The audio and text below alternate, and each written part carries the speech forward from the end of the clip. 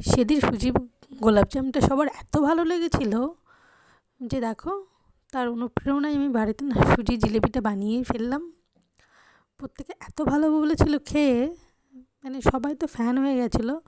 মানে বলেছে আর বাইরে থেকে গোলাপজাম খাবে না, বাড়িতেই সুজির গোলাপজাম বানাতে বারবার।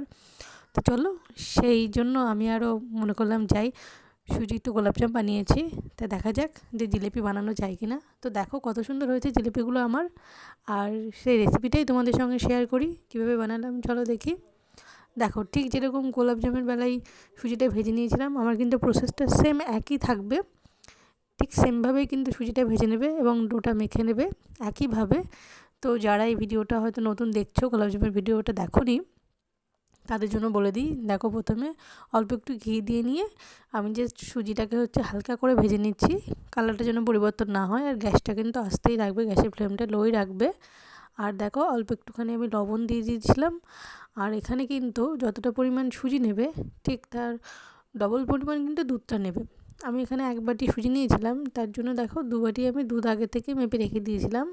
সেটাকে দেখো বারবার করে অল্প অল্প করে আমি ঢেলে দিয়ে এটাকে ডোর আকারে পরিবর্তন করব।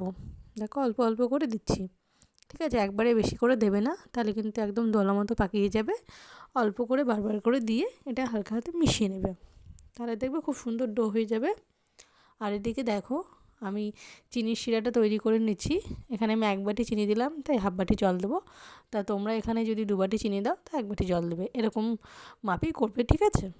আর দেখো, ওখানে আমি সুজিটা ওখানে ঠান্ডা হতে রেখে দিয়েছিলাম। আর এটা যেন পুরো ঠান্ডা না হয়ে যায়, হালকা যখন ঠান্ডা হবে তখনই কিন্তু, যখন হাত দেওয়া যাবে আর কি, তখনই জাস্ট একটু একটু গুঁড়ো দুধ দিয়ে তারপর এটাকে খুব ভালো করে মাখিয়ে নেবে।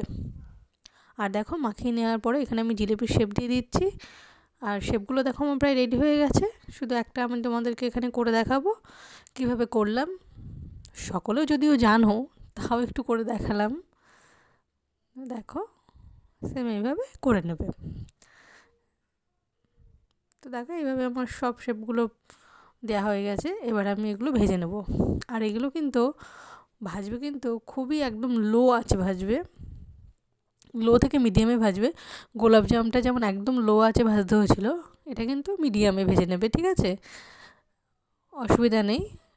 এটা প্রথমে মিডিয়াম রাখবে, তারপরে একটু গ্যাসের ফ্লেমটা বাড়িয়ে দিয়ে জাস্ট কালারটা যে একটু পরিবর্তন হয়ে যাবে, তখন জাস্ট এটা নামিয়ে নেবে, ঠিক আছে?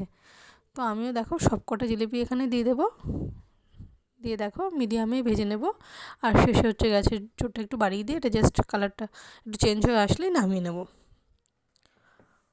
দেখো, কালার সব আমার চেঞ্জ হয়েছে, কত সুন্দর কালার এসেছে দেখো। আর তোমরা ভাবতে পারবে না যে সুজির জিলিপিটা এত সুন্দর খেতে হয়েছিল, জাস্ট মনেই করতে পারবে না যে এটা দোকানে জিলিপি খাচ্ছ না নিজে বানিয়েছো।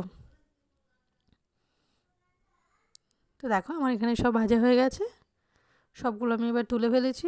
দেখো, তুলে ফেলছি, তুলে জাস্ট আমি রসে রেখে দেবো। আর এটা কিন্তু বেশ খানিকক্ষণ আমি রেখে দিয়েছিলাম, ঘন্টা 1.5 মতো রেখে দিয়ে জাস্ট তুলেছিলাম।